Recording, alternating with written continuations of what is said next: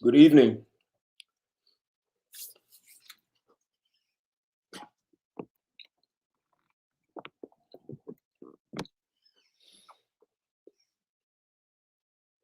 Good evening, everyone. You know, I'm Ted Santos, and I come to you on Friday evenings with a YouTube and Chill. And on YouTube and Chill, we always like to talk about the most intimate parts of relationships, sex. If love exists, we might talk about that. But Friday nights are really good for talking about sex, about intimacy, about relationships, about some of the challenges that plague relationships. What's going on, Scobe? Good to see you in the house, man. We have a good one. I want this Friday YouTube and Chill to be very educational. I'm going to do a lot of screen share, some videos, some articles, some stuff you guys may know.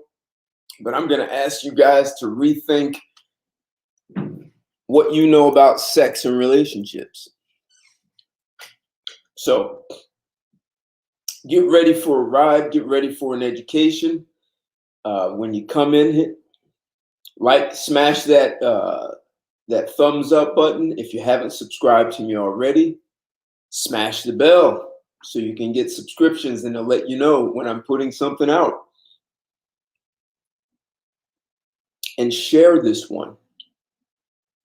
This one for sure. Young guys, older guys, the guys you call simps, the guys you consider to be alphas. This is a video where men need to rethink themselves, their place in the world, the role they play, and how, I hate to use the word getting played, but men are getting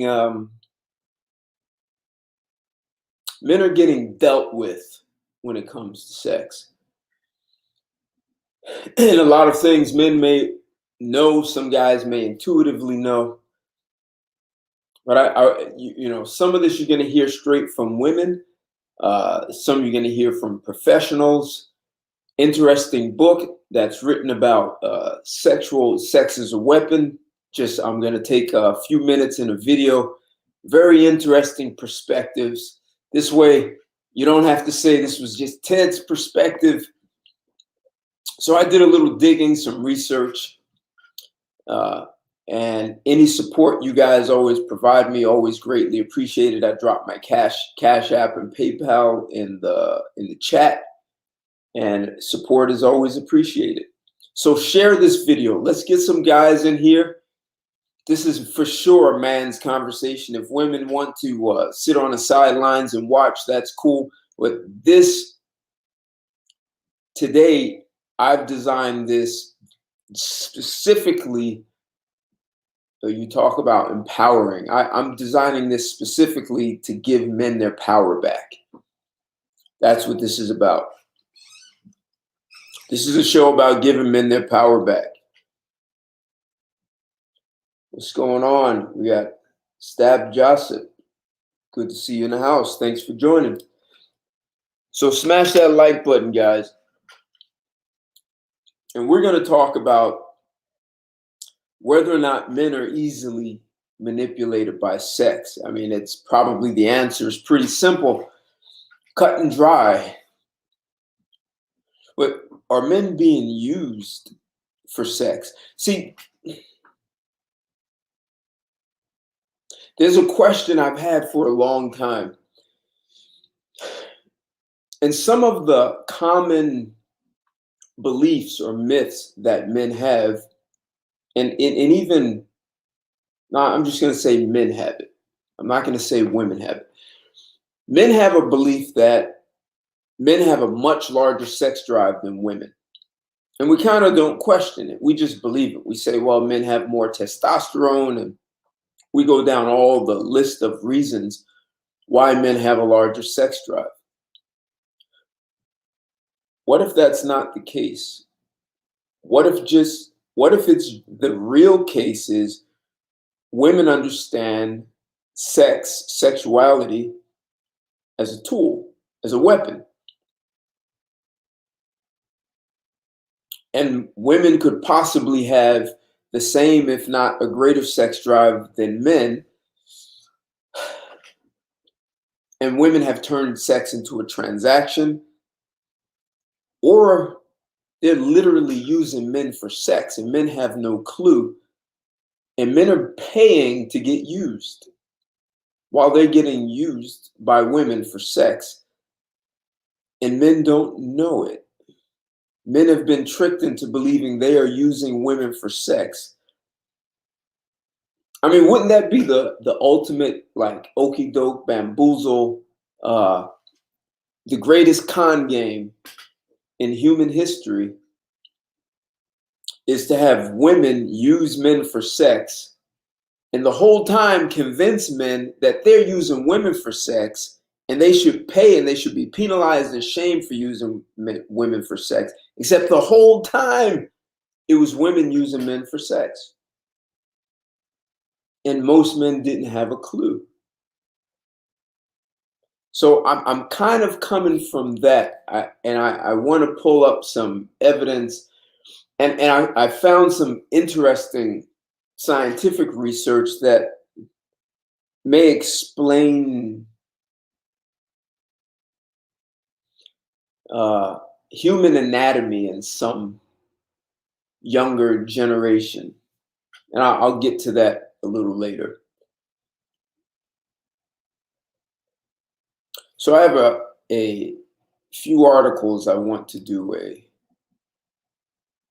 screen share, and then some videos.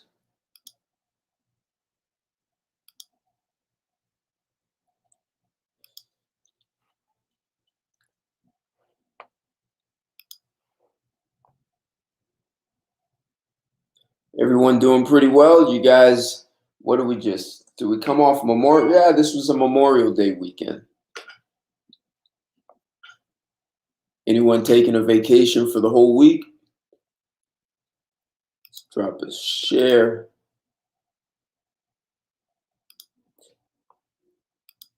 Okay.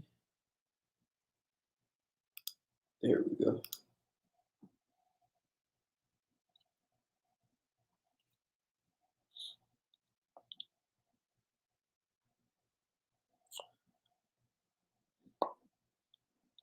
So I want to drop this first article. Manipulation, a strange and terrible bedfellow. This is part one. We're only going to deal with part one. It's written by a woman, Anne Gagliano, and it was written in July of 2018.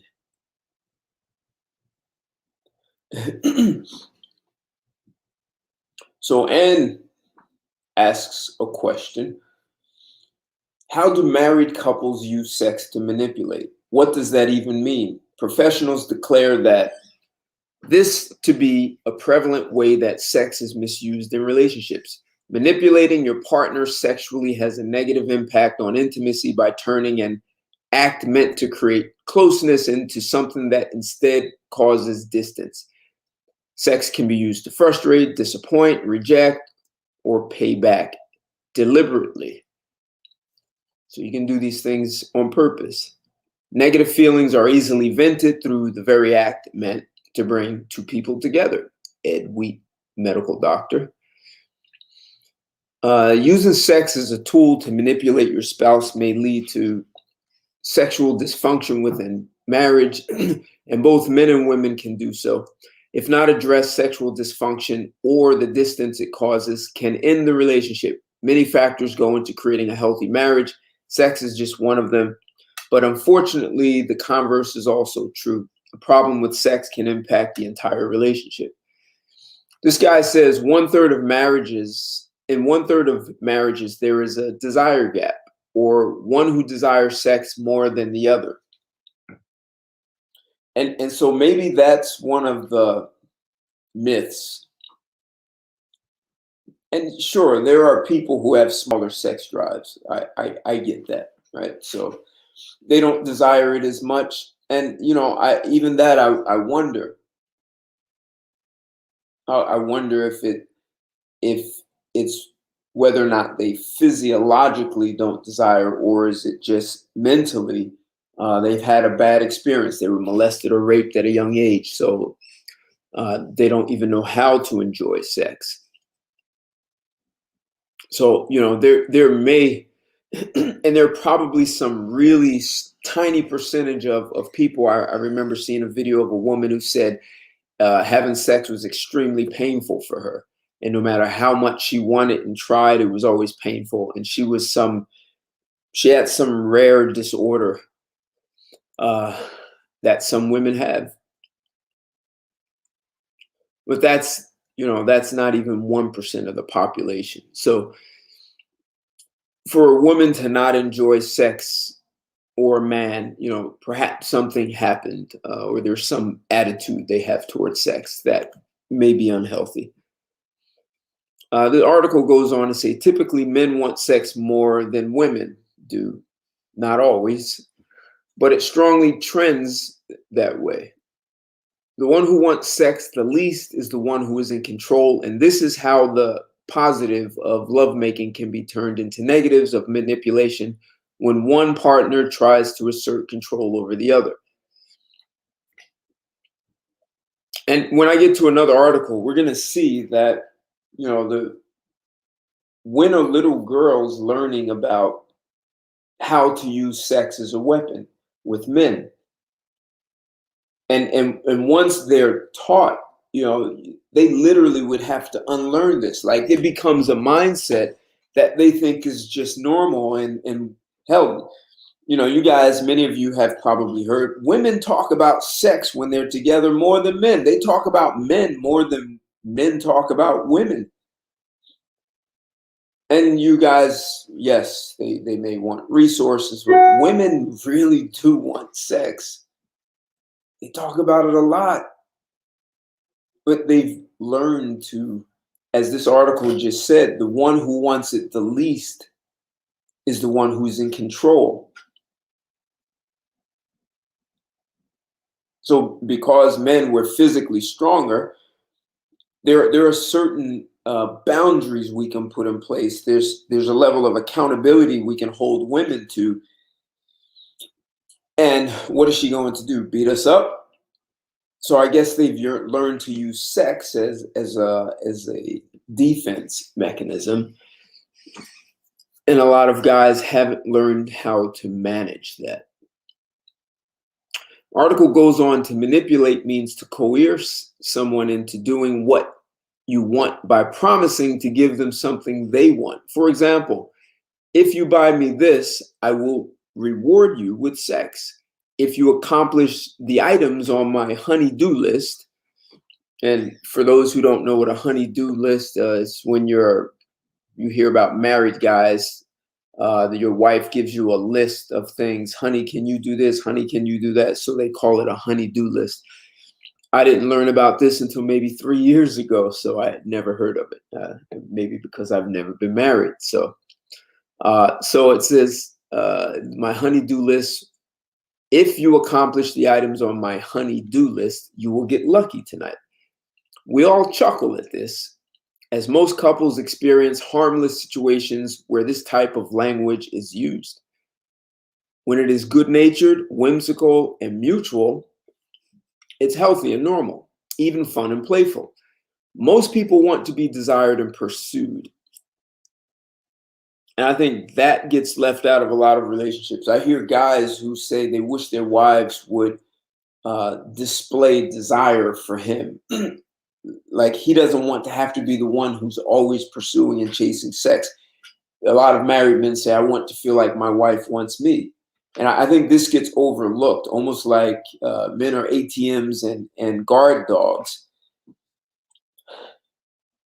And if they do their ATM job and their guard dog correctly, I'll reward you with sex. And men have accepted that. It's like having a contract and you had no input into the contract. You didn't even read it to see if it was in your best interest. You just felt like you had no choice. I mean, isn't that like slavery? It says most people want to be desired and pursued, but this type of bargaining can become destructive to a relationship if sex starts to be viewed as currency. And I'd say sex has become more currency than I've ever seen before. Relationships have become transactional, with currency or the things currency can buy as being um, what's really desired, as opposed to the value and what sex can actually bring. For the married couple, sex is synonymous with affection, something that shouldn't be bought or sold, for the simple reason: what happens when a spouse cannot pay? This leads to the darker side of manipulation, punishment. He says, one husband writes, my wife placed manipulative conditions on our sex life. I had to do certain things, such as wash dishes, etc., to win a few intimate moments. We grew further apart. I did not really feel necessary in her life, or our separate paths began to bring about a sexual hunger in me, and I failed. I had an affair. My wife's divorce proceedings are just days away. That's what ends up happening. You hear about more and more men cheating, and there's more and more sex has become more transactional. You hear about sexless relationships. About 30% of marriages are sexless. And we're not talking about old people. We're talking about people between the ages of 25 and 55.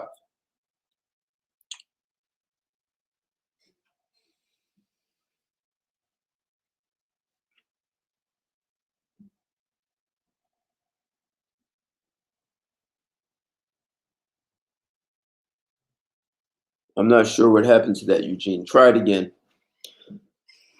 To punish someone sexually is to deny them deliberately. The intention is to hurt, to wound, to retaliate for not getting what you want.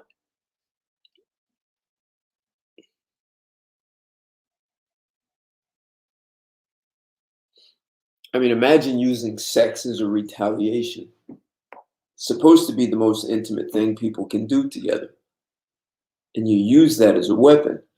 This type of wounding, especially for men, can shake confidence and cause tremendous depression. You guys have heard me say this. Couples that have sex 4 times a week or more earn higher incomes and have more fulfilling relationships.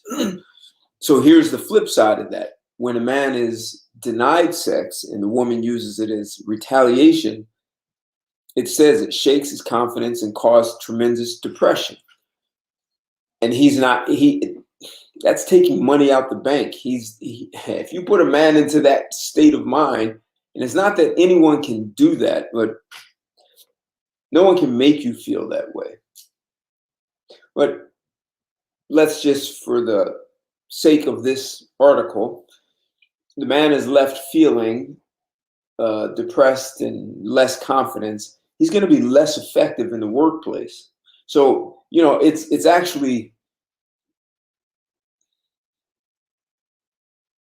it's the paradox, right? So the woman may want the guy to earn higher income, so she denies him sex, and he has less confidence, becomes depressed, which he's going to earn less income.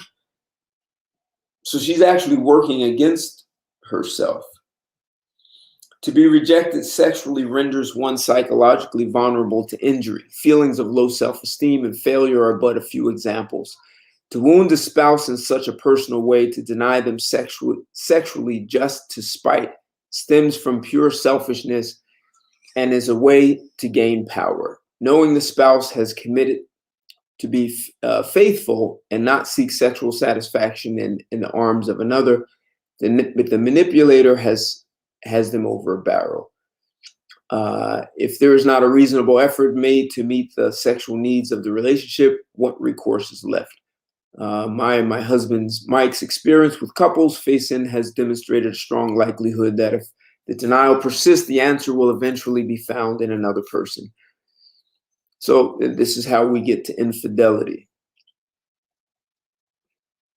It's interesting. A woman wrote this article.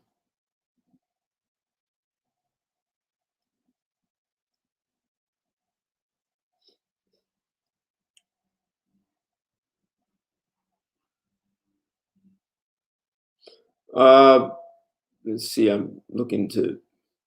It's not that much more here. There are several ways to punish a spouse sexually. The obvious way is to repeatedly just say no. The less obvious way is to so irritate and so criticize that desire is dampened. With terse remarks and disrespect, passion can fade.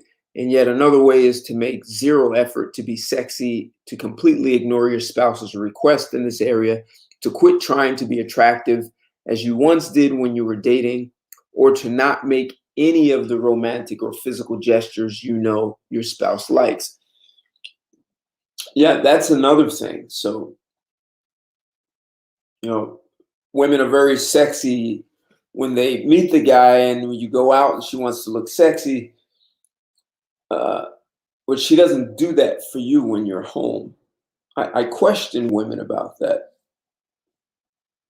Like, why is that? Why would you be so dressed up and sexy when you go out, and when you're home, you look like a used car?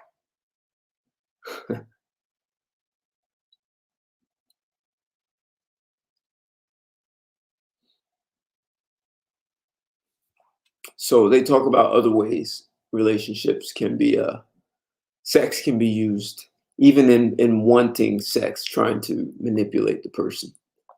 So there's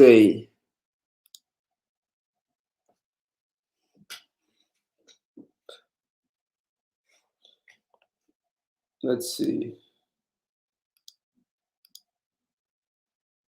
I wanted to hear from one of you guys, to hear from a woman and how a woman talks about how women use sex as a weapon.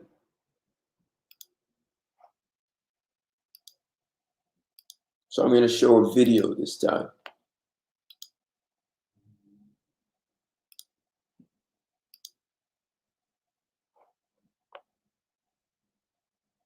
Can't say it on YouTube. If you have ever to manipulate their partners in sex acts, this video, the ways that people use sex as a weapon and to manipulate their partners in relationships. Oh, got curious in here. Hi, I am. So under the Fair Use Act, I'm only showing this video to for educational purposes, to critique. So I'm showing it only under Fair Use Act. I don't own the rights to this. I'm not claiming the rights to it. So. Sex and relationship coach Caitlin B. And if you have ever heard a phrase like, I guess I have to give him some, he's been good this week, or I am only having sex with you if you do the following, or if you do that, I will never have sex with you again, or I guess I better put out, or I'm sorry, honey, I'm not in the mood, again and again and again and again, you have heard someone using sex as a weapon. This is unfortunate. Sex honestly should be the best part of a romantic relationship. It's the one thing that sets your romantic relationship apart from all of your other relationships. It's a bonding experience. It makes two people merge. And at the end, you release oxytocin, the bonding hormone. It makes you want to snuggle and feel close and be intimate. And unfortunately, because it is such a powerful and amazing thing, it can be used as a force for evil as much as a force for good. In this video, I'm going to show you how sex is used as a weapon, and I'm going to give you advice on how to deal with it if it happens to you and how to avoid it. Basically, there are 4 major ways that sex can be weaponized. Number 1 is withholding sex. In other words, not having sex with your partner for reasons other than you don't want to, or they've done something recently that upset you. Withholding sex is a power move that is often pulled by the person in a relationship who desires sex less and therefore holds the keys to the couple's entire sex life. Number 2 is in punishing and rewarding with sex. So giving someone sex because they bought you something or they did your to-do list or similar, or punishing them with sex or by withholding sex. Number 3 is being critical around someone's sexual performance. A lot of women in particular don't know this, but criticizing a man's sexual performance can sometimes cause disastrous effects for him, his self-esteem, his self-confidence. Being critical about sex instead of being solution-focused actually causes a lot of harm and a lot of damage. And then number 4 is using coercion to have sex with someone when they don't want to. This is more common with men, and unfortunately, it is a way of weaponizing sex, and so I wanted to include it in this video. Listen, it's okay to not want to have sex with your partner from time to time because they did something or because you're just plain not in the mood. But it is not okay to do that consistently, repeatedly, without engaging in a serious communication around sex. It's not okay to treat sex as if it is unimportant. I see this in a lot of relationships. With my one-on-one coaching clients that are in sexless marriages, often they come to me because their wife thinks that their sexual needs are not important. They've stated to her how much sex matters, how great they feel when they're having sex, how important it is to them in their relationship, and the wife says something akin to, "You're just blowing it out of proportion. It's really not that big of a deal. Sex doesn't matter that much. It shouldn't matter that much. Like, ew, you're horny." They pull out the shame card, and it's their fault. They've also been dealt the shame card. That's why they go to pull it out. That's why it's hard to acknowledge that we should be prioritizing sex so that actually. See, these are tactics that little girls are taught how to use on men. I'm going to read an article where a woman is a lesbian, and it's interesting to see how lesbians deal with sex, with women dealing with sex with one another. Very different. And it gets to the point of that it may be women who want sex more than men, except they've just been taught to use it as a manipulation, and the whole shaming, ill, you want sex. I mean, from what I've seen, when a woman is sexually immature, she's most likely immature in other aspects of life. Uh, Sex is a much bigger deal. It's such an important part of our human makeup. I mean, uh, we're all here, unless you were born in a test tube, we're all here because two people had sex. That's how we got here. So, like, what's the shame? What is the negative attitude towards sex? And a lot of guys get caught up and feel shamed by this. This is why I speak so much about masculinity and men being able to take a stand and being impervious. Like, none of this stuff affects you and penetrates you. And if the woman doesn't like that you're not affected by that, perhaps you should walk, and guys need to be okay with that. And Scobe, I didn't know that she spoke about this topic. I didn't know that at all. Actually, sex is a valid desire for someone, man or woman, to bring up in their relationship. There is one important caveat that I want to make here. I did say sex as a reward is an abuse of sex, can be sex as violence, but I do think that there are some occasions in which this is not so much the case. For example, a special occasion like a birthday. You may not want to have a threesome 364 of the other days of the year, but you may be willing to do so because your partner really wants it and you're consenting on their birthday. That's an interesting perspective. A threesome for your birthday. Happy birthday. You guys, I didn't, at Scobe, I didn't even know that she did it, so I couldn't do it. I'll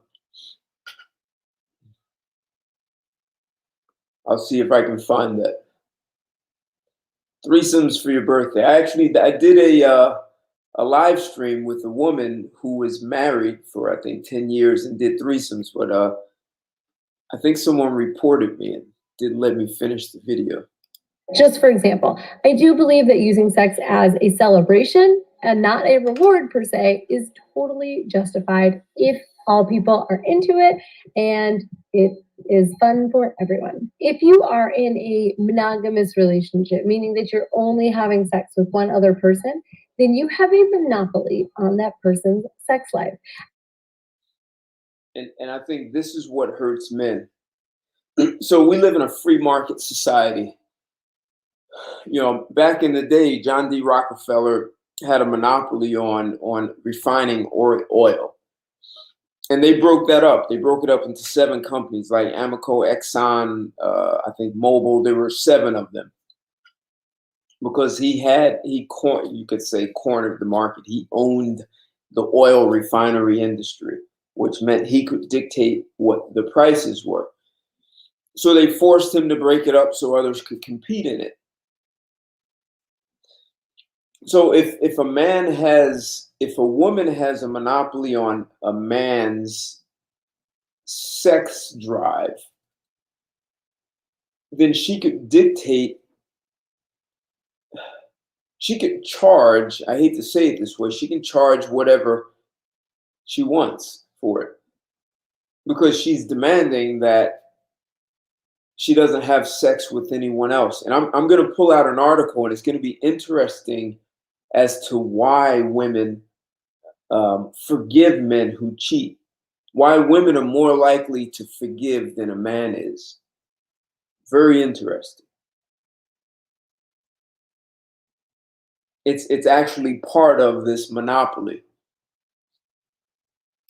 And for you to casually disregard their need for sex is unfair and is not treating them as a full and equal partner in the relationship. Listen, I get it. You may have some stuff you need to work through. You may need to work with a sex coach or a therapist, but it is not okay to say to someone, you can't have sex with anyone else, and also you can't have sex with me. Right. And that is what a lot of women do. I mean, you hear the stories of guys who start dating a woman. She'll have sex every day, oral sex whenever, on demand, sex on demand. And they get married, and that sex starts to diminish more and more and more. But she now has a monopoly. So in her mind, she's in power. She's in control of the relationship because she can ration it out, provided he does what she wants him to do. And if he doesn't, she can use that against him. So if men were allowed to have more than one wife, that would strip away the monopoly that women have on a man's sexuality. She'd now be in a competitive market. It's like when I mentioned Rockefeller, he had Standard Oil. He owned the oil industry, refinement. So if you give a man 3 wives, if one wife wants to withhold, he just goes to the other. Now, unless the 3 wives are colluding, but those guys who have a harem, they have plenty of wives. That gives them a huge advantage. And now the women have to compete. And perhaps this is why,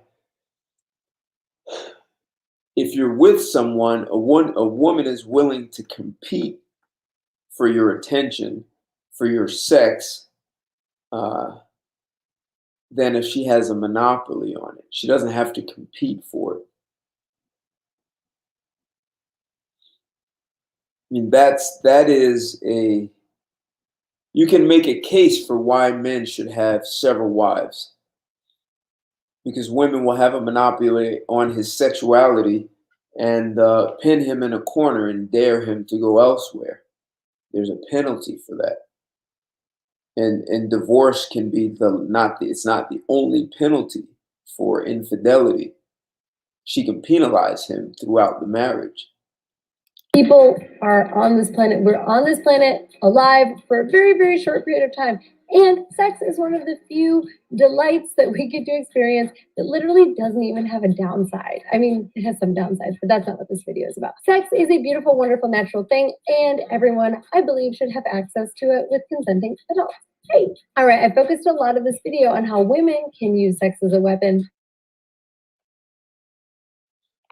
But men, you also are guilty of using sex as a weapon. Sometimes men who don't get the sex that they want will actually threaten their partner, threaten to leave, threaten to cheat, threaten to take a mistress.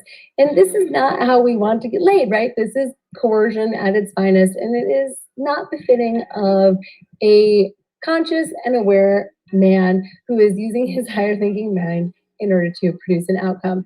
it's mean, but I get it. Sex is so closely tied to who we are as a person. It's so foundational to how we see our.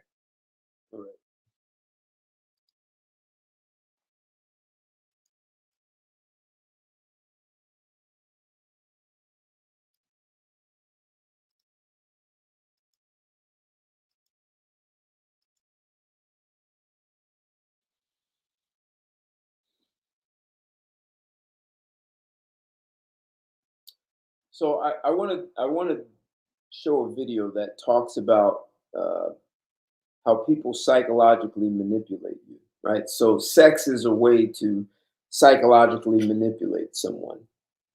Uh, and as I said, because men are physically stronger, that women find other ways to undermine since they are not always in a position to physically use that, even though there's a lot more women physically abusing men than our society talks about.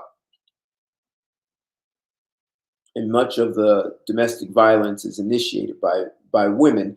According to Harvard Medical School, it's 70% of domestic violence is initiated by women. So, um,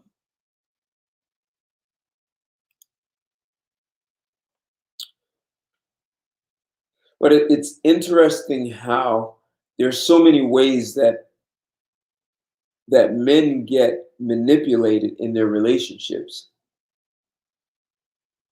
No, we're cool. I didn't freeze. Men get manipulated in so many different ways, and even and some guys might have a difficult time. Even the guy, you're the side dude. You are seeing someone's wife. If you're seeing a married woman, she's leading you. And a lot of guys have a difficult time understanding that because they feel like, I've got this married woman, she's cheating on her husband, she does whatever I tell her to do. But that woman thought about cheating before she met you. She just had to find a guy who was going to go along with her program. Like she's the one who's cheating. She's the one who's using sex to have you do what she needs you to do. And what she needs you to do is to tell her what to do. These are still on her terms. A lot of guys are screwing, they're the side dude and they're being led by women. And the moment she wants to pull the plug on that, she just pulls the plug.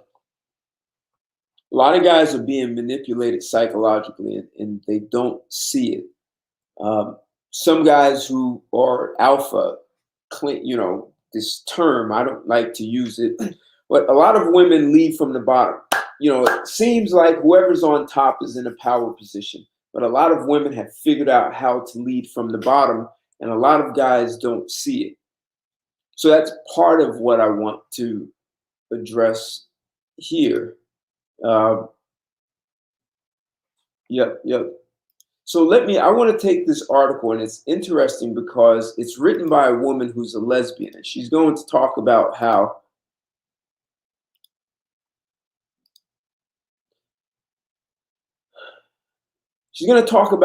from when they're little girls, they're taught how to manipulate or use men for sex. Use is really better. So the article is Elite Daily, Zara Barry. It was written in May of 2016, and stop using sex as a tool to manipulate men into dating you. But it's interesting how she talks about differences in being a lesbian and a heterosexual woman and the difference in how they use sex. And look, there are lesbians that use sex also, just like heterosexual. So in this article, she says, and she's speaking to a friend. This is interesting. And some of you guys may know this stuff. I got it. But this is coming from women. Starts with, I want to fuck him. My melodramatic best friend Violet spilled to me during one of our 3-hour Skype sessions. I need to see the first snowfall of every year gently falling outside of my dirty Upper East Side apartment window, covering the city in cheap cream-colored blanket. And her friend goes on to say, he's so gorgeous. His body looks like it was cut from marble. God, if only you could see him, Zara. He's so my type. He's actually like hot, like textbook hot. Plus, I haven't been laid in months. My sexuality is wilting like a dying plant. The other night, he asked me to go back to his place, and it took every ounce of restraint inside of me to resist having sex with him. I'm so horny, it actually physically hurts. I mean, women feel like this when it comes to sex.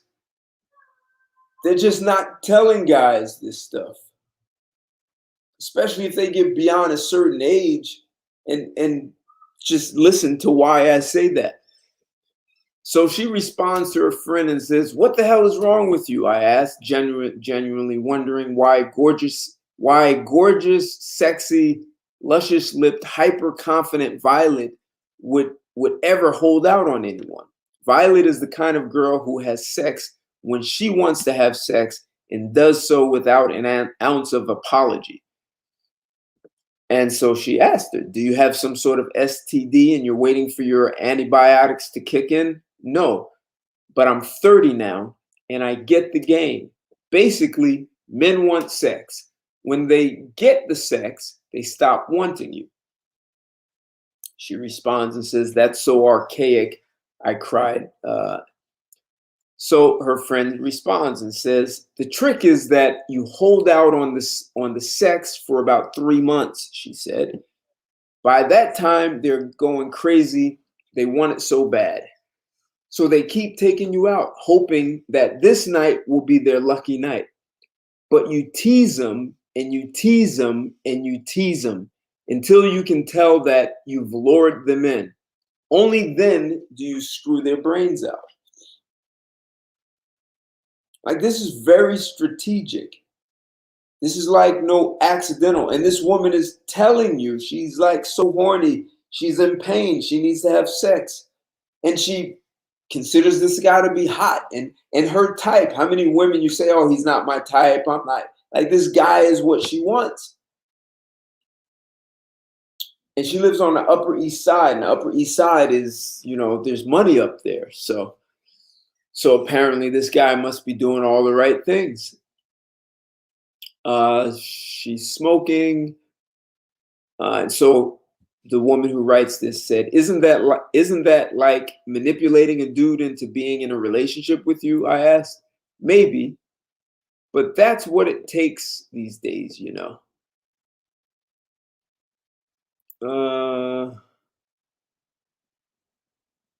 And so she said she had a flashback.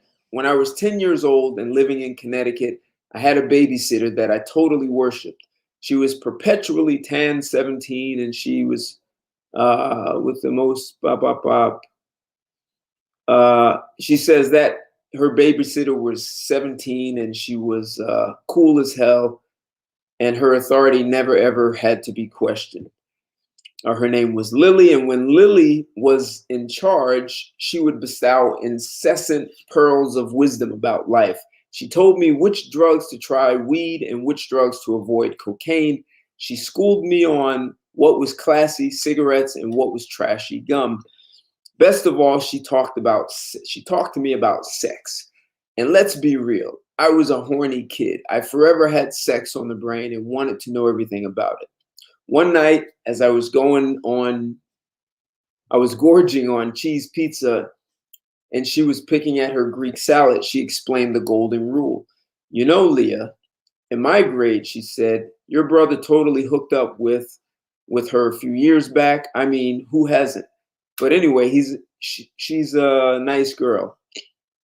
But she really screws up with boys. She never gets a boyfriend because she puts out too soon." And she says, "I thought boys wanted you to put out." And they do, of course they do. But hasn't your mom ever told you that no one wants to buy the cow when you can get the milk for free? That's a conversation that men, you guys need to let that die, man.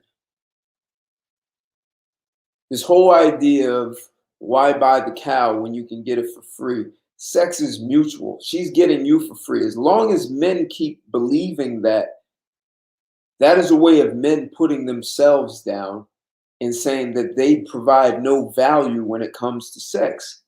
Like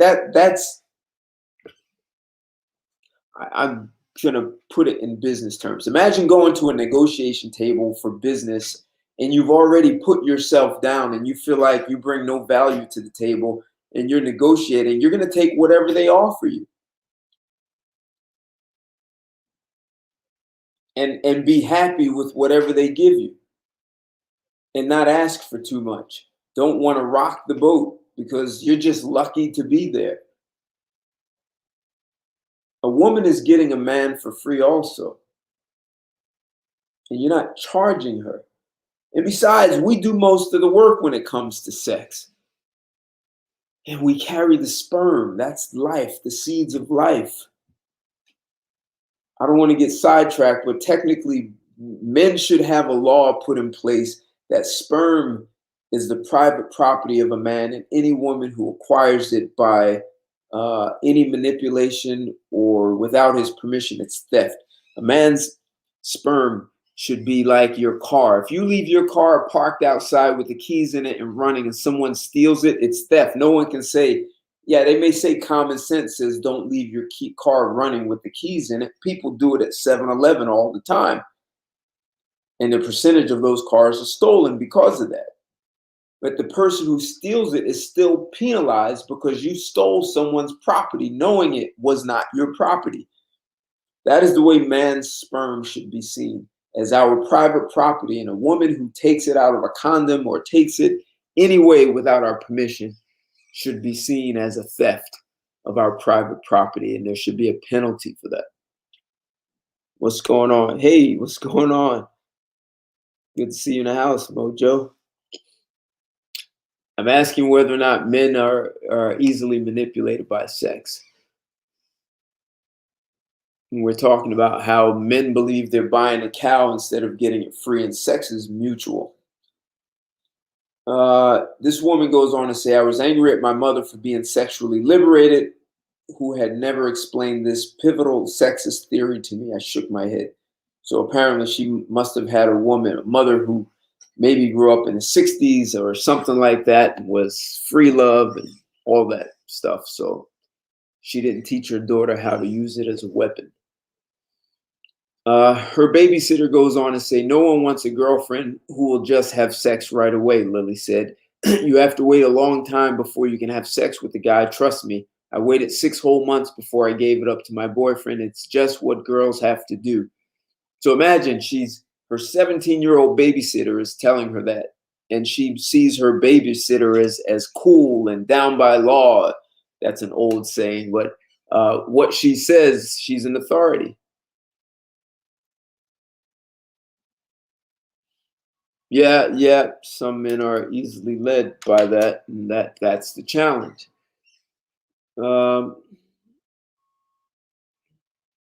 The writer goes on to say, in hindsight, that conversation was the end of my own innocence as well. The message was loud and clear. Sex isn't for female enjoyment.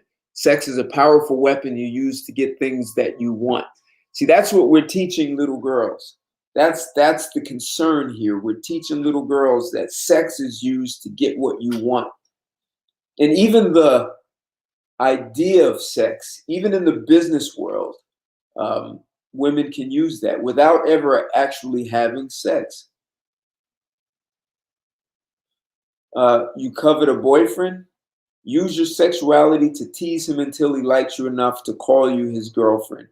And if you happen to have sex just because you like sex a lot, you make a sacrifice. You get a bad rep and end up permanently single. She said this was particularly a tough pill to swallow because even though I was well aware that I was probably lesbian, I had initiated enough let's practice kissing our boyfriends on each other sessions to realize that I like kissing my girlfriends a little too much. I also knew that I was a very sexual creature, and it made me sad to think sex wasn't ever going to be about pleasure. it was to be used to manipulate. So, she's already having desires of liking kissing girls more than boys, or liking kissing girls too much, and being told that sex is not to be enjoyed by women, it's just to get what you want. She started thinking girls are a better idea. So she said, when I started dating women in my early 20s, I experienced a shift in logic. In my experience, there's no stigma about having sex early in a relationship between two women. That's interesting. There's no stigma. She said, in my experience, there's no stigma about having sex early in a relationship between women, between two women. I've had sex early on, and I've waited several months, but regardless of the timeline, sex isn't needed to rope the ladies into wanting something more. Women are not taught to do that to other women. She said, but I've stood on the sidelines and watched my straight friends use their sexuality to lure boys in one too many times. Even girls as strong and confident as violent fall victim to this game. And in my own way, I realize I've done the same thing. Not with physical sex, but I've shamelessly held back from expressing my sexual orientation in order to get a free drink. So this woman's a lesbian, right? So she's not even interested in men, but she would use sex or the possibility of sex to get free drinks. She would say to get the best table in a restaurant or special treatment on a job. She wouldn't let people know she was a lesbian. But the carrot on a stick. She said, it's all the same thing, really. I was using my sexuality as a way to manipulate men to give me something. And the whole thing breaks my heart. But after 30 years on earth, I realized that if anyone, boy or girl, authentically likes you, they won't neglect you after having sex with them. Ladies, yeah, okay. So it's interesting how women, when two women are in a relationship, how they view sex being somewhat different. Now, I hear with lesbians, they also end up can be in sexless relationships also.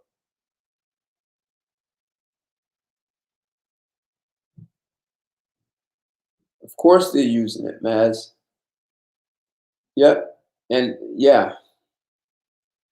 And guys know this. So I guess this is part of the reason I'm doing this show, is because guys know it. And it's like knowing the fire's hot and you're going to stick your hand in it anyway. And you're willing to accept the consequences, as opposed to saying this is unacceptable and I won't tolerate this.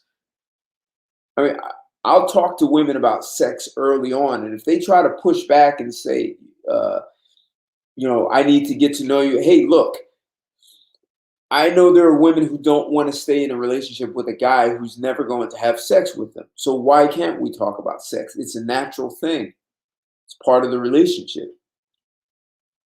But guys allow themselves to walk on eggshells. And once you do that, like, you've been had. Like, she's already leading you and giving you instructions.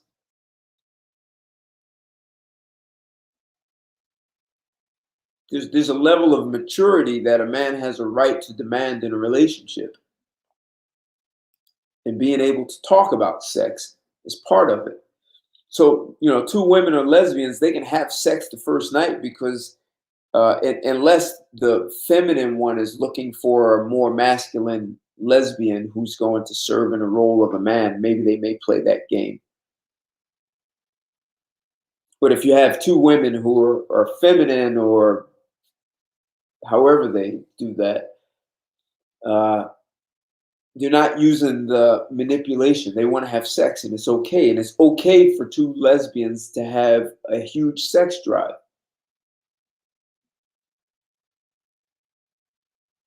I mean, they're promiscuous. They can be, lesbians can be promiscuous. They'll go out to a club and meet someone and have one night stands. And I understand these things happen in heterosexual relationships.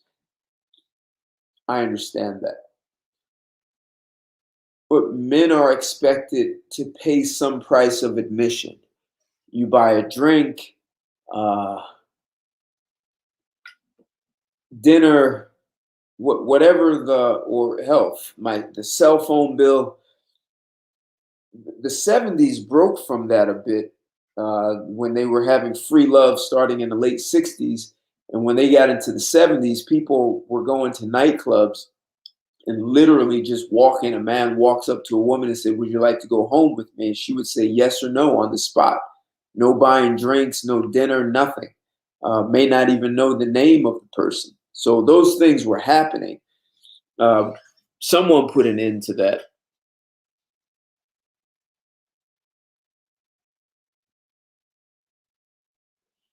Yes, women. When I started this, I was saying that women want sex. Okay, I started off saying that there's a myth that men want sex more than women, and men buy into that. And once you buy into it, it's easier to manipulate you because the woman she could be like, I just read this article. This woman said she was horny. She was in pain. She wanted sex so bad she was in pain, except she held out on the guy. She held out, even though she wanted it. Because men have been tricked into believing they want sex more than women. And we use this whole, well, men have testosterone, so that means they want it more. And this is not factual. Women, when you get a woman to, as I say, release the Kraken, you find out how much sex she really wants. There's a level of freedom. Like there's a lid that women hold on themselves that society told them to hold, to have on themselves. When you can release that lid and set her free, it's like rubbing the genie, kind of a pun intended. You rub that, you let the genie out the lamp, and you will see a sex drive from a woman. But yes, especially dating, women will pretend they don't want it, or they'll have some other guy that they're seeing just for sex so that they can hold out for the guy who they want to make it transactional. And the guy they're having just sex with, they're using him. It's hard for men to see that women are actually using us for sex and pretending they're being used. And men don't see that. So I want to do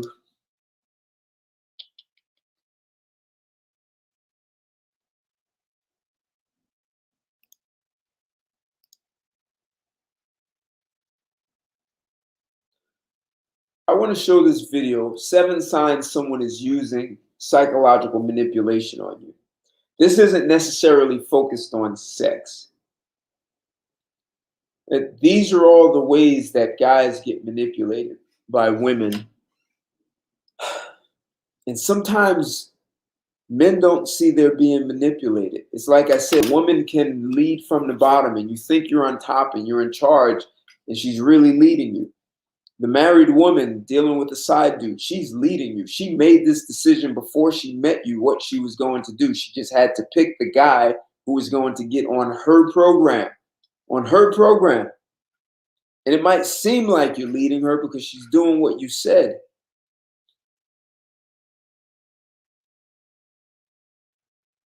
Yeah, I know women get called whores and all that other stuff. I understand that. But we're talking about women's actual desire for sex. And I think the United States has got some extremism around sexual suppression because the United States was founded by Puritans who were extremely suppressive. That's why they were their asses were kicked out of Europe because they were so suppressive. But that's the foundation of U.S. culture. No one has destroyed it. We just keep building stuff on top of it. There's so much shame around sex in the U.S. And when you live abroad, you don't see that to the same extent. You just don't. And yeah, women here think they're doing you a favor and you should pay for it. But I want you guys to listen to 7 signs someone is using psychological manipulation on you. And sex is just one way, but it ends up leading to sex, but it ultimately becomes part of your relationship. These become part of the building blocks of your relationship. So whether you're being manipulated for sex or you're being manipulated, they're using sex to manipulate you for money, for favors, for things that they want you to do. Just listen to that lesbian who said she gets preferential treatment at work or in restaurants.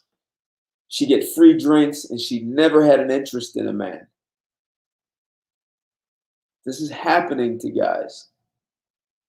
And men have no idea how to put the brakes on it, because part of it is men feel like they have bought into this idea of why pay for the cow when you can get it for free. Men actually believe they're obligated to pay for a woman and not get it for free, and they feel shame or guilt around it.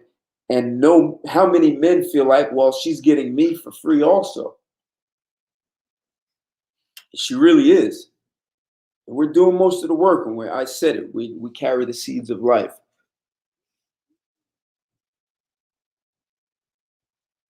Well, when a woman has sex with a lot of different men, it makes her emotionally unstable. And the more men she has sex with, there's the secretion of oxytocin, and women's brain and their biochemistry is not made for that.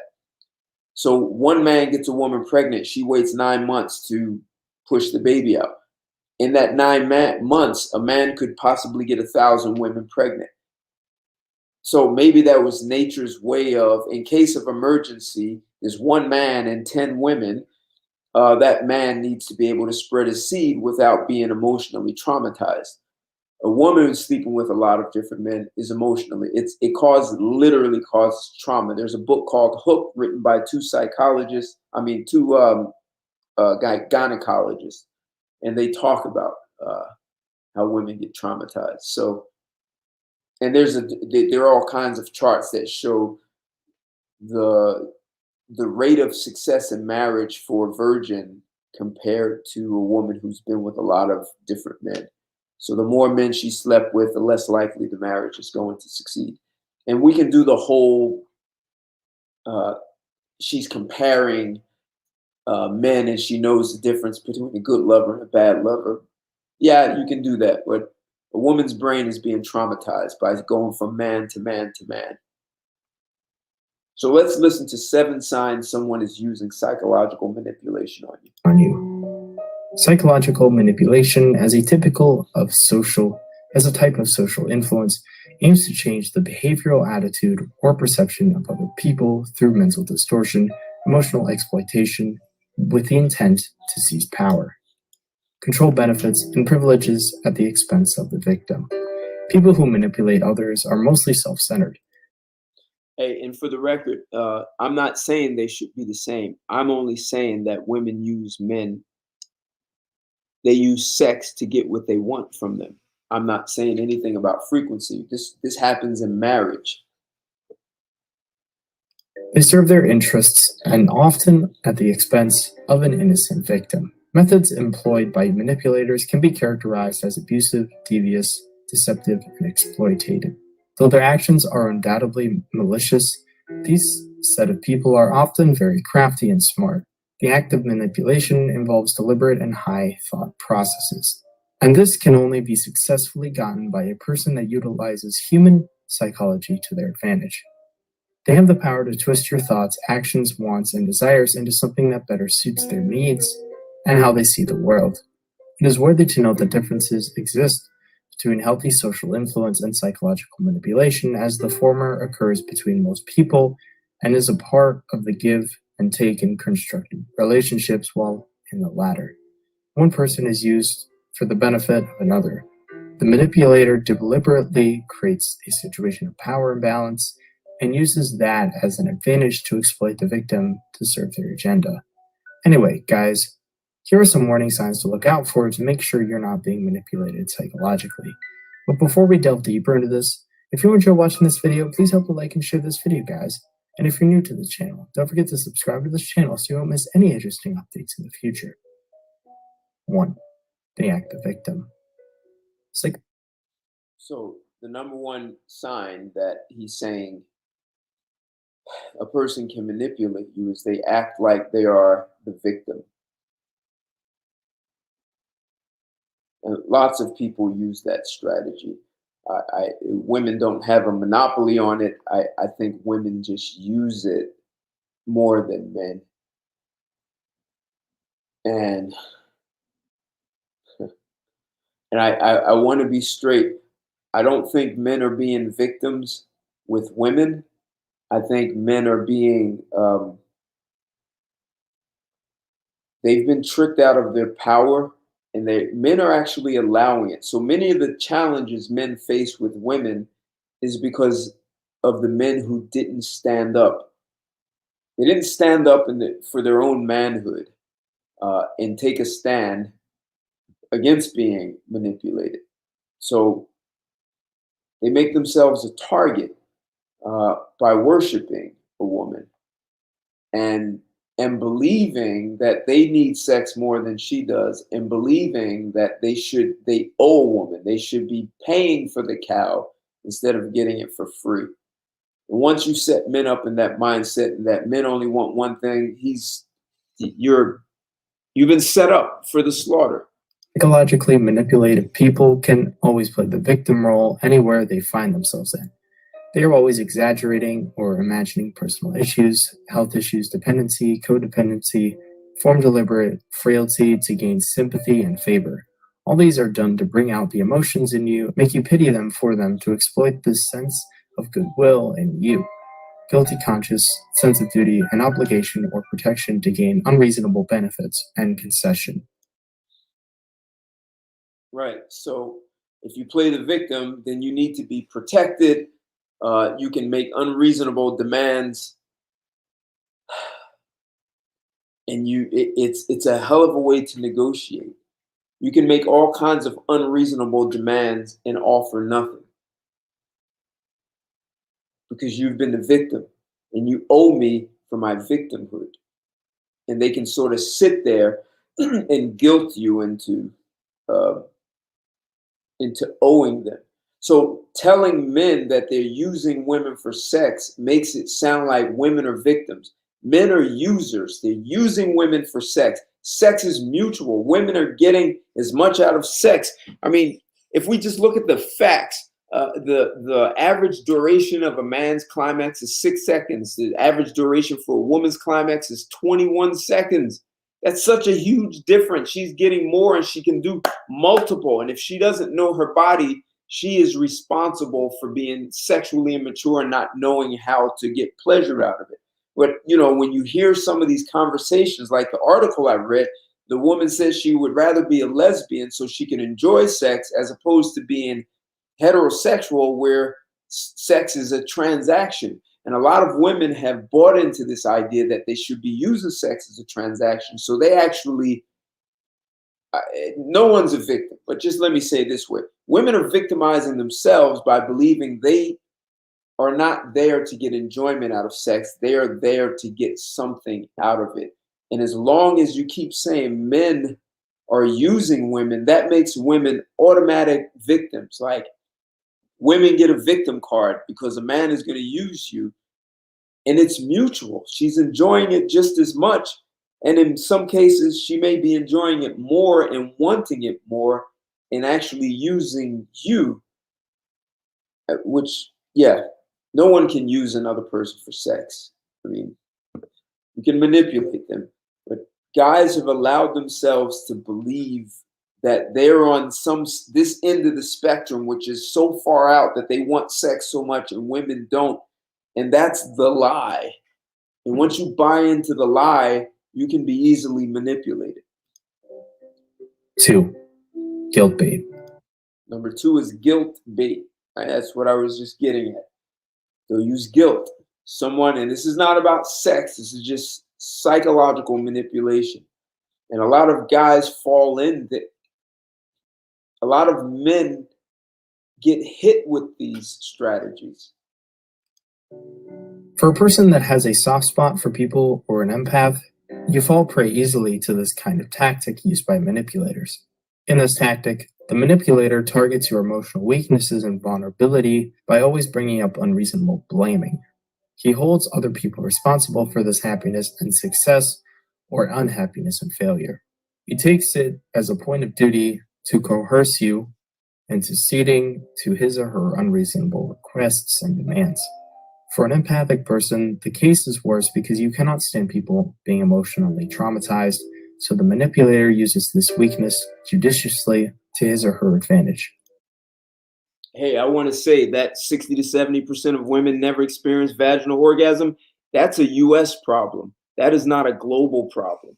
And that's why I brought up this whole idea of Puritans. When you go live abroad, you'll see that women climax so easy. It's actually it's a small percentage of women that don't. So the women who have a problem, and any woman who's OBGYN will tell you a woman's body is designed to climax in 5 minutes, literally.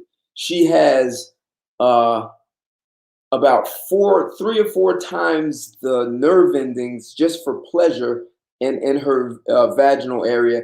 And if she's not, it's because she's head tripping. She's got something going on in her head that is preventing it. I lived in countries where the women in 5 minutes, like clockwork, every single time, and they were not faking. In 15 minutes, it was 3 or 4 times. In the US, it's not happening because they have head trash about using sex as a weapon and all these other things. So that is not normal behavior throughout the world. That is a US problem. And see, this is another thing, how men get manipulated because they buy into this 60, 70, 90% of women don't climax. No, the women here are not sexually liberated. The women here, being promiscuous doesn't make you sexually liberated. Being a whore doesn't mean you're liberated. You can have such a negative outlook on sex. You're in prison. You're just being promiscuous because of the value you see in yourself. Doesn't make you liberated. A woman could be a virgin and marry her husband and never have sex with any other man and be way more liberated than a woman who is promiscuous. A lot of guys don't understand that. See, the more sexual partners creates a emotional trauma, and you're not liberated with trauma.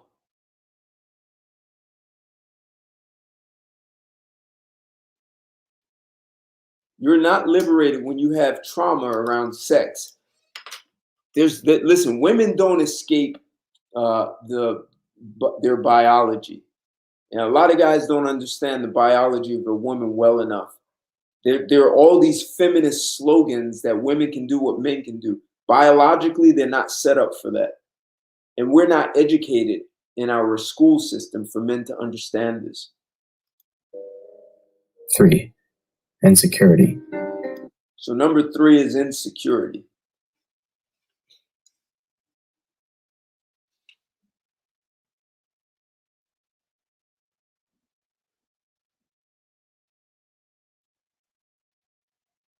Doesn't matter. I've lived in several countries. It's a US problem. It's a US problem. There's a mindset here that doesn't exist in other countries. And I've seen it. I've watched female gynecologists put up a whole chart of a woman's vagina and say a woman's body is designed to climax in 5 minutes, and on average, a man is 7 minutes. Men and women are complementary. They're designed to be a match. And she said if a woman can't climax in 5 minutes, it's because she has too much trash in her head. Even if the man doesn't pay attention, if a woman doesn't understand her body, she will have no clue what she's doing. And most women don't understand their bodies. The idea of a G spot is is known in many other countries. The US is the place where it's this elusive myth. That's fine. Not only do I speak to a lot of women in my life, I've laid down a lot of women. And I see the difference. and a woman can have different experiences with a lesbian, and that's because of her attitude towards the woman and sex. A lot of people don't understand that. Just a woman's attitude towards men can alter her sexual experiences. An emotionally insecure person is most times the target for manipulators because insecurity is seen as a severe weakness by the deceivers. A manipulator will do anything possible to create a sense of insecurity or inferiority on his victim. How this can be done includes negative jokes and sarcasm. They often poke fun at your appearance, work habits, personal lifestyle, and anything you can conveniently use against you. The whole essence of the plan is to make you feel bad. When he or she succeeds in getting you, he hopes to impose psychological superiority over you. 4.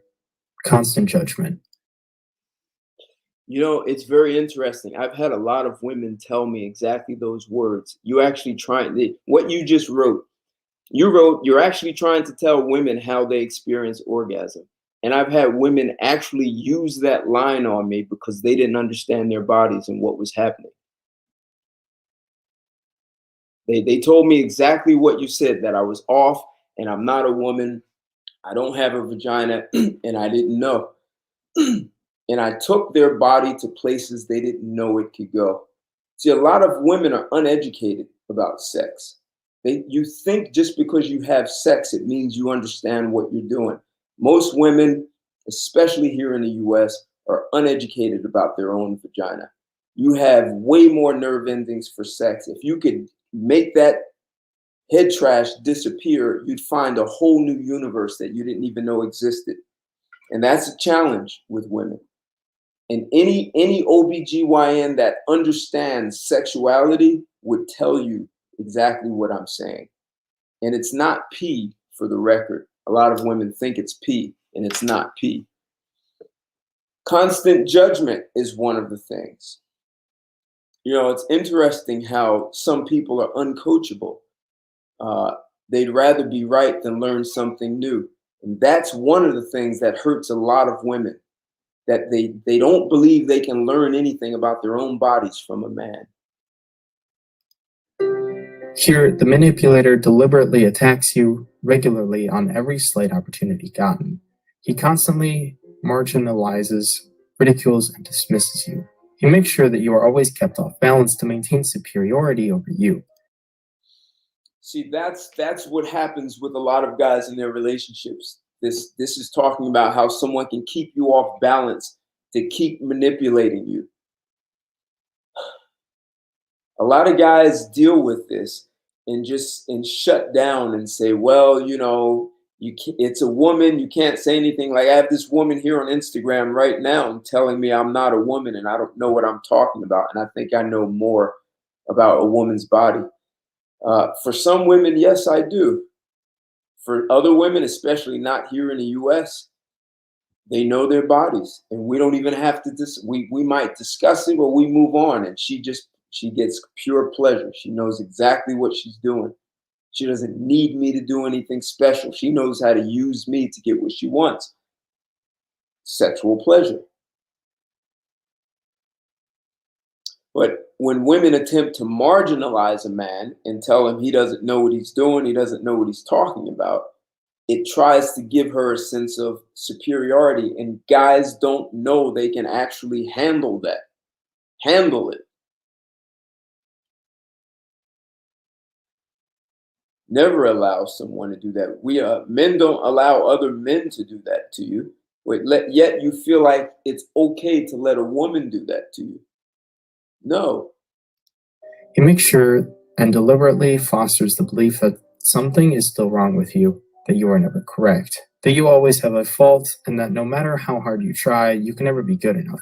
Significantly, he focuses on the negative without providing any genuine or constructive solution or offering any meaningful ways to help. This kind of manipulative attitude is found mostly in workplaces. Well, Maz, I'm condescending and I'll accept that. I've been called that and a lot more. But here's a fact. All of those women who told me exactly what you're saying, I helped them take their bodies to a place they didn't know how to do on their own. So that means I knew better about their body than what they did. And they were women.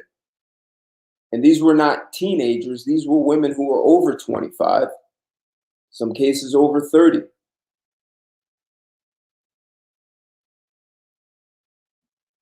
Well, listen, it's right now you're trying that I'm glad right now you're trying to play victim, that I'm condescending. That's a perspective that you're taking. And if you want to play victim, play victim. I have nothing to do with that.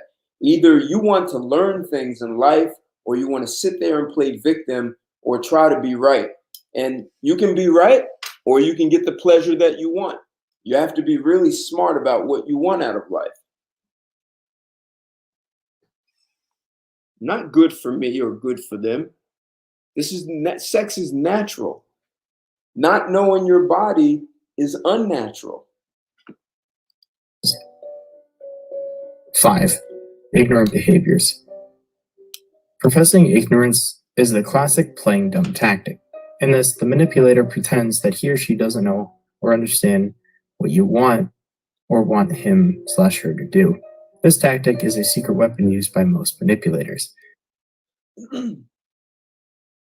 So a lot of guys will ask for what they want. And women figure out very crafty ways to not give that to you. They can use this playing dumb, or they have other ways. He'll go through this. And it is commonly seen in the workplace when a person will insist on playing dumb to avoid something and also have someone else do it for him. See, if you're asking for something from a woman, and I'm not even talking about sex, it's like anything in a relationship. A lot of guys bring things up and she'll play dumb. I don't know what you're talking about. I do this, this, and this, and I do all these things, and I have sex with you, all these things. But really, she's not willing to give you what you need and not even allow the conversation to happen, and she gets to avoid doing anything. And or she'll make herself into a victim. And a lot of guys don't know how to navigate that. But you're being manipulated psychologically, and you can call yourself this strong alpha man or whatever you want to do, whatever you want to refer to yourself. But a lot of guys are getting manipulated and don't realize it because there is a relationship men allow themselves. There's a way of looking at yourself, and men allow themselves to be seen a certain way in the world, even though it's not accurate. Exactly, exotic sugar bear. Sometimes that's when women need to just shut up, just shut up and get this pleasure. You're running your mouth too much. That's what gets in the way. And it's not, even if it's not coming out of your mouth, your brain is just, I mean, I understand that's the way women's brains works, and I'm not bringing that up. That's already scientific fact that women worry about things way more than men. Children also use this technique to delay, stall, or manipulate adults into doing some things that they don't want to do. As I said earlier, manipulators use this tactic when they have something to hide or an obligation they wish to protect. 6. Negative surprises. Manipulators are fond of giving negative surprises, and they always do it when the victim is not ready with the expectation of throwing off balance, and therefore gain a psychological advantage over you. These negative surprises range from surprise job assignments to anything that the manipulator knows for sure you will not be able to succeed. The time frame given for the completion of such task is usually concise, so that way you stand no chance of succeeding. Worst of it is that to continue his or her manipulation over you, the manipulator might ask for additional concessions from you to continue working with you. 7. Undue pressure and emotions. 7 is undue pressure and emotions. This one, I think this is perhaps one of the most important ones. And guys need to really hear this. Manipulators will apply an extensive amount of pressure on you in an attempt to get you to make decisions before you are ready. They often give you little or no time to think what you are about to do before making decisions. And they often create a false sense of urgency in trying to raise the level of tension. They try to raise the level of tension. And this is when I was saying, when a man is speaking to a woman to say, this is what I need from you. These are the things I need you to stop. And a lot of women are great at creating a level of tension right here. When they want to avoid doing something, that's the move. Instead of dealing with what you're saying, there's a way to weasel out of it by creating a false sense of tension, crying, getting upset, yelling, victim. You're trying to tell me I'm not worth anything. All of this. This is a common sales and negotiation tactic where the manipulator puts pressure on you to decide before you are ready. By applying tension and control onto you, it is hoped that you will crack and give in to his demands. Manipulators sometimes exude negative emotions when dealing with this victim, Right. You exuding negative emotions. and these emotions can include raising their voices when talking to manipulate you aggressively. Manipulators that use this technique are trying to get you to bend to their will. This technique is frequently followed with strong body languages such as standing or excited movements to increase impact. So exciting movements, standing up, screaming, raising your voice, all of those things. A lot of men get handled with that behavior. She's handling you, and it works. They'll cry if they have to. If you say, this is what I need from you, and she starts doing this, you're being manipulated. Do not back down. Do not. We're going to talk about this. You're going to sit down. You're going to listen to me. All right, if she wants an Academy Award because all she's doing is acting, bring her ass a trophy for her Academy Award. And now we're going to talk. All in all, those are 7 signs someone is using psychological manipulation on you. So what's your opinion about this?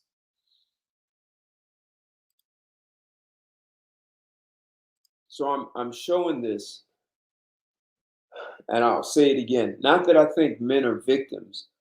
I think men are not properly educated on how to navigate some of the things that happen in relationships. We give women we give men game on how to get sex. And I'm going to say this, and some guys will probably hate me for this, but game is for girls, power is for men. Men don't learn to have power in relationships. And power is being able to see, it's like there's something called pattern recognition where a pattern emerges and you see the pattern before it even happens. And you have the power to handle it before it starts. It's like a running back who gets the ball and the hole opens and he sees the pattern. He knows that halfback is coming up. He knows there's a linebacker. Like he can see his blocks before they even happen.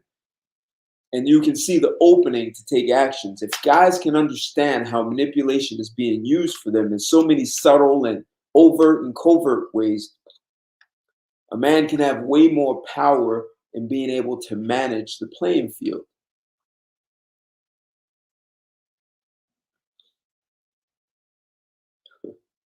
We're all like little girls. So what I'd like to see is for men to actually have power.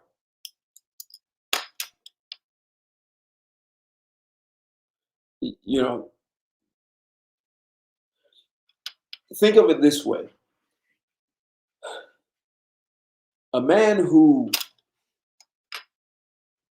Someone like Bill Gates doesn't have to have game. He has power. And a lot of guys think they have to have money. Well, a lot of the dudes women call bad boys or the thugs or whatever you want to call them, they don't have money. But they some of them find a way to have power with women, and other women use those guys. Whether it's whipping boys, whatever they're using them for. I'm saying A guy like Bill Gates doesn't have to have game. He has power. And women are more attracted to power than they are to game. And with power, you have way more stability in your relationship. You have a much easier time of navigating, and you'll have a lot less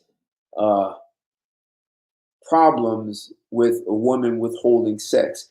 And if you're a man with power and she withholds sex, you don't marry her. You get rid of her. I mean, I've told women right up front, if you ever use sex as a weapon, the relationship is over. We're done. Sex is the most intimate part of the relationship, and if you use the most intimate part of the relationship as a weapon, I want nothing to do with you. And there are a couple of women who did that, and I just loved their bodies, just beautiful bodies. Once she used sex, she withheld it. I told her, we're done. And she said, well, it's not that we're not going to have sex ever again. It's just for now. And I said, no, we're never having sex again because we're done. I don't want you anymore. If all men made that power move, women would know that there are consequences every single time she tries to manipulate you. Men can stop this. It's power. You don't have game when a woman is gaming you. You don't have game when a woman is using psychological manipulation. You use power. As men, we have that. We're not being taught that. We're being taught to cater to and worship and adore and do whatever a woman says. And you have women like here saying most women can't climax. Of course not.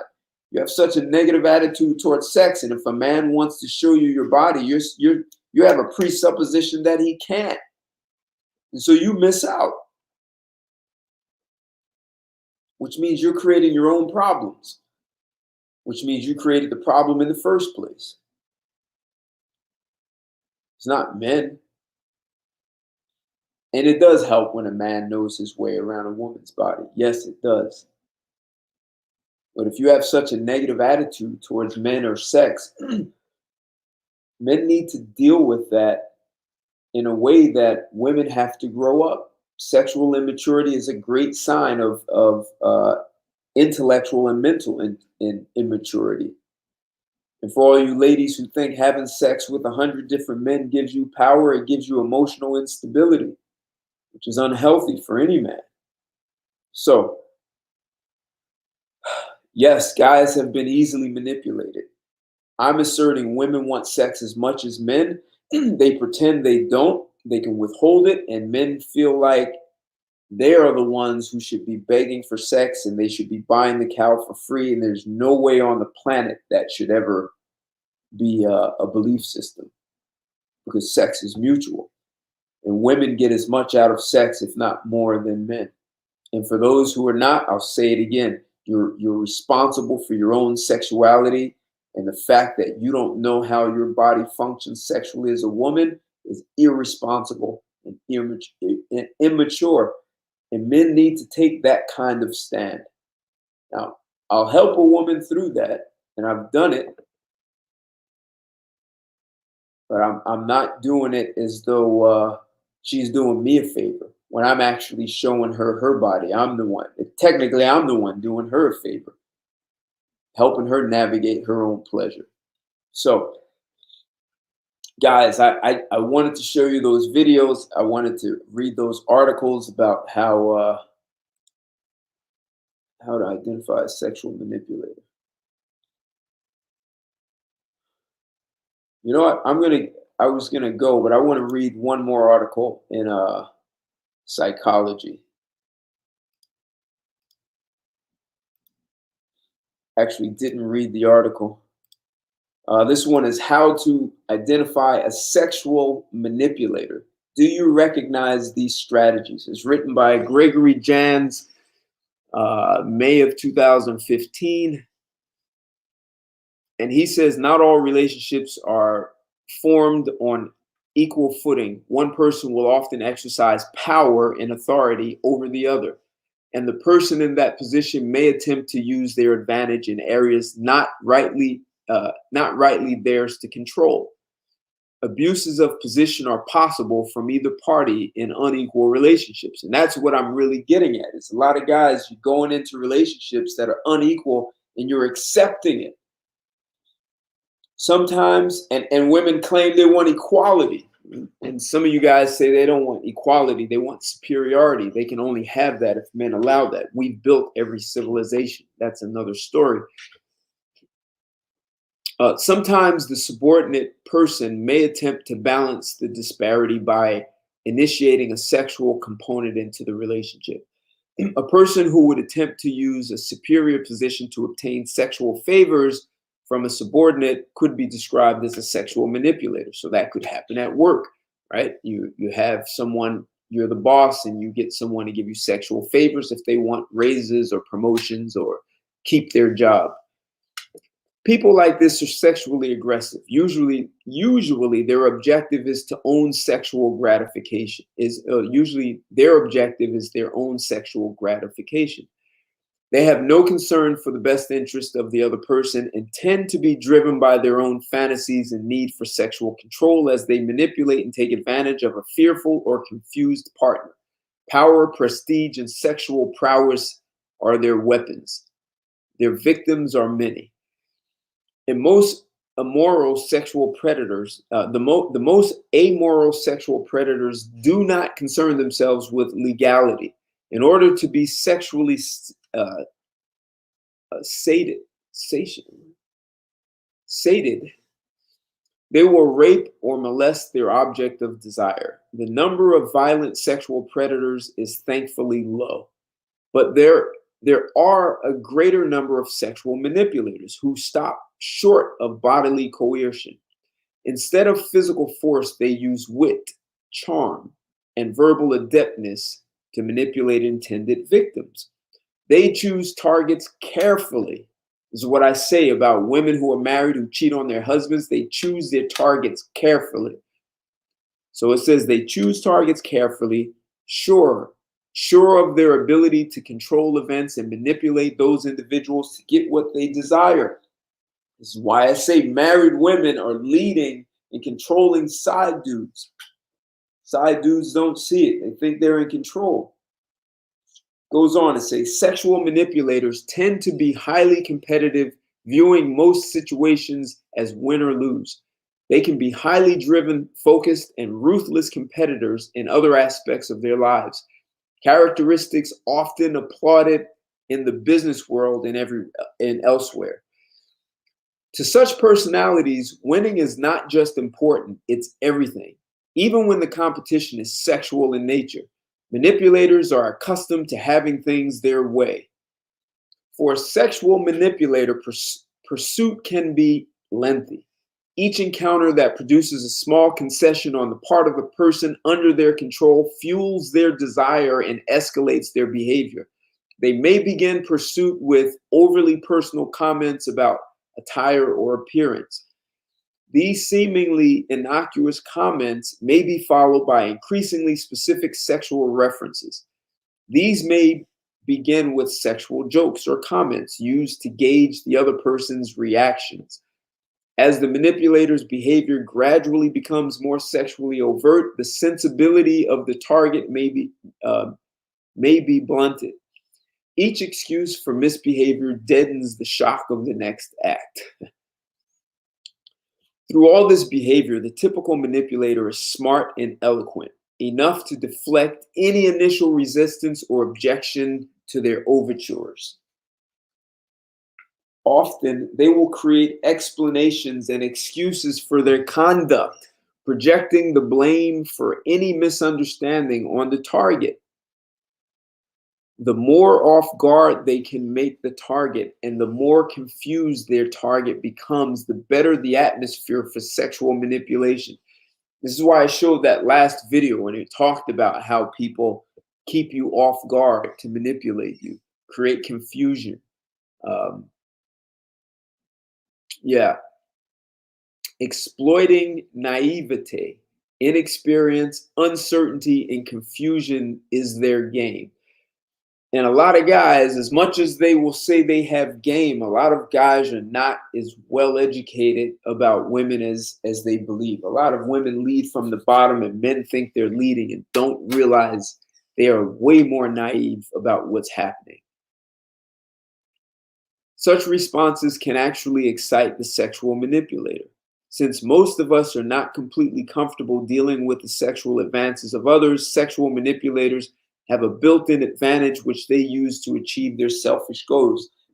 See, a lot of guys are getting used by women and don't realize it. And I really don't like to say the word use, because everyone's getting something out of it. And yes, we live in a country where women are taught to suppress their sexual desires, but they have ways of getting you to respond to them that are really covert. It ends with this: sexual manipulators sometimes exist where you least expect them. If you observe any of these patterns in one of your relationships, it's important to create immediate distance between yourself and a manipulative individual. That's the end of that article. So, guys, look, my commitment is that you're prepared to navigate. I understand there's MGTOW and red pill and incels and cisbim and black pill. There are all these philosophies and movements. But the reality is most guys at some point is going to want to be intimately involved with a woman. And one way is to run from it, be like, the Heisman Trophy, right? You stiff arm every woman, or you can be prepared to navigate the relationship and be able to stand your ground and have power. Because just using game, that's a woman's way. Power is a man's way. And power is what sets up the playing field. Power stands no chance against game.